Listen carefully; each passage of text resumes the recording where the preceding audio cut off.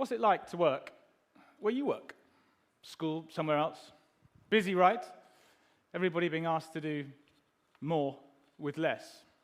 Hands up who works evenings and weekends just to do more work the next day. Hands up who sometimes wakes up in the night and thinks about work.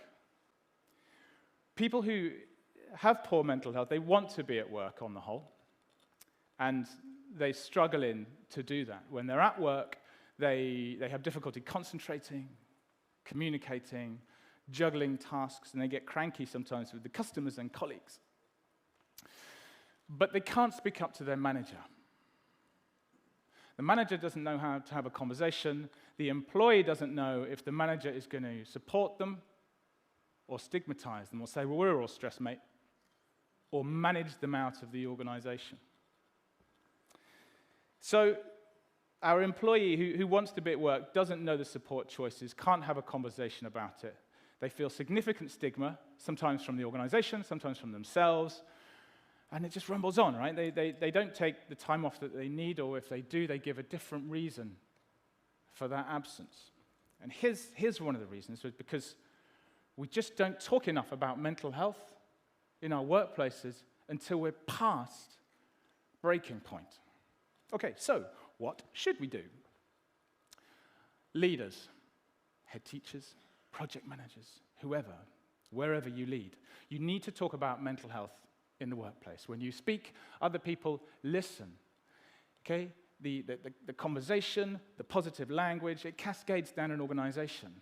You don't make more people unwell by speaking about mental health. You give them the opportunity to seek help sooner. Leaders who talk about mental health universally gain respect. Same with managers. Managers, you need to talk about mental health in the workplace, and you need to train managers.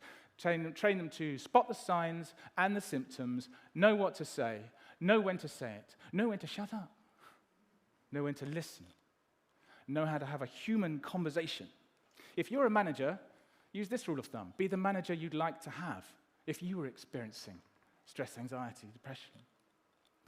HR and occupational health. I can pretty much guarantee that your schools and your workplace's policies on stress, anxiety, and depression, or absence, and those sorts of things, are probably too long, full of jargon, self-serving. Same with the absence procedure, right? When somebody calls in sick on that first day, that's a golden conversation for dialogue on mental health. Who's listening? Who's writing this down? Where's it going? Who's offering support? And this is the same thing for your people, right? You've got to offer support to your people. Therapy is fantastic stuff. But through the NHS, it's going to take you 8 weeks, 3 months, something like that. 6 sessions of therapy, £300. What's that compared to a great bit of time off and that disengaging? So off your therapy. And the other thing we do with people when they join a workplace is we teach them how to lift a box, which is great, and thank you for that. But why don't we talk to them about how to have a conversation with a colleague? Okay, call it when they're struggling. Okay, so if you're out there and you see somebody struggling, then say something. Say, how are you? If you think you're struggling, then you should say something. This is not just a once-and-done conversation. It's not just a poster on the back of the toilet door. It's a cultural shift, and it takes time. Okay? But the wonderful thing is that everybody can do this. Okay? All you need is a tray of sandwiches and a packet of Post-it notes and a bunch of people who've been off while they've been working for you. Okay? They'll give you all the information that you need. Okay? You could partner with a charity like Mindful Employer, if you like. You could hire a consultant, if you must. You really ought to be listening, making adjustments, changes, and writing this down. The health and safety executive expect you to be doing this already, by the way.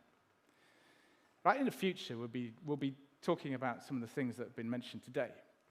Mindfulness meditation in meetings, virtual reality glasses to train managers, reporting on workplace illness as well as injury, little robots that pop up on your screen to ask you how you are, psychotherapy through our mobile phone. Those things are being trialed right now. They're just around the corner. But here's the thing. Your people don't want you to throw loads of money at this. What they want from you is your commitment that they can speak safely about mental health. I said you all have the resources to do this. Look around you. This is what mental health is. It's not just the one in three. We all have mental health all the time. So hands up who'd like their employer to do more on mental health. Right. As an employer, all you need to do is give your people permission to speak safely and be prepared to listen. Thank you.